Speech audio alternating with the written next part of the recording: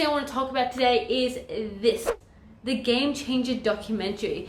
Now, this was directed by James Wilks, and he was recently on the Joe Rogan podcast kind of defending his position on the whole documentary. This was a pro-vegan documentary, even though he says the goal wasn't necessarily to say that meat was bad and that vegan is the way of life, although that was pretty much the underlying statement through the whole documentary. Now, the reason why I'm quite sensitive on the topic is because I was actually vegan for 4 years. I started when I was 18, and by the time I was 20, I started to get super into martial arts. I started doing Muay Thai, boxing, jiu-jitsu, and weightlifting to get stronger.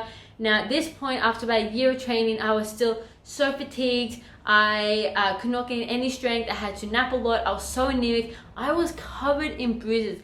This is a photo of me of just the top part of my body to show how ridiculous it was that I had this many bruises on my body.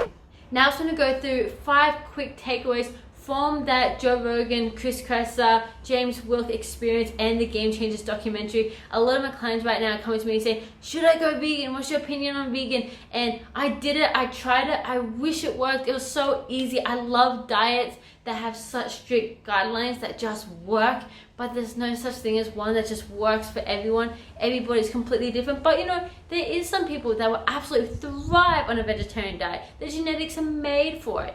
But there's majority of the people that definitely will not. I tell everyone, if you really want to try it, go do it, but come talk to me in 3 years, because there is a honeymoon period and most people don't get past that 3-year point. The first takeaway is that James doesn't actually have a solid argument saying that meat is bad. Oh, whether or not red meat's bad for you? Yeah, we never really cleared that up. Most of his arguments is saying that vegetables are good. He never has a good argument saying that good, ethically sourced, grass-fed, free-range, all that fun stuff, meat is actually bad for you. Takeaway number 2 is there's an actual honeymoon period when it comes to veganism, as with any other diet. And also you need to take into account that there is a really strong placebo effect. Our minds are epic. About 15 to 72% of possibility when it comes to placebo.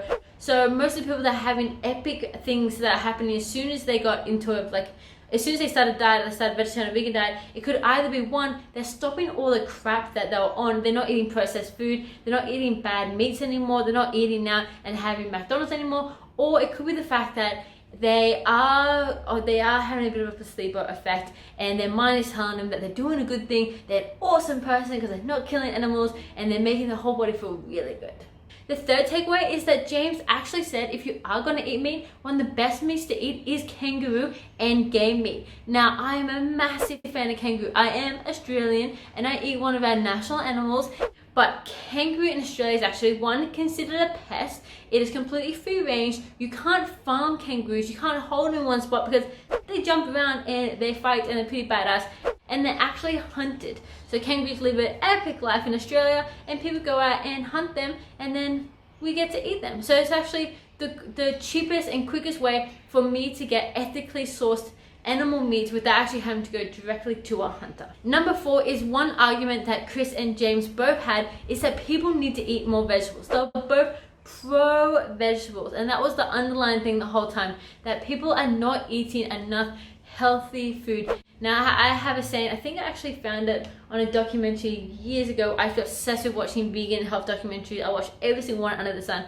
That if you cannot kill it, pick it, or grow it, then don't eat it. People need to stick to those guidelines. If you aren't actually eating things that are from the earth, things that we are growing, things that we are killing from the earth, and you're eating all this processed stuff, and you're saying that, then you're saying you're not feeling good, maybe think about changing all those other things before you go into a strict no meat diet and just blame it on the meat.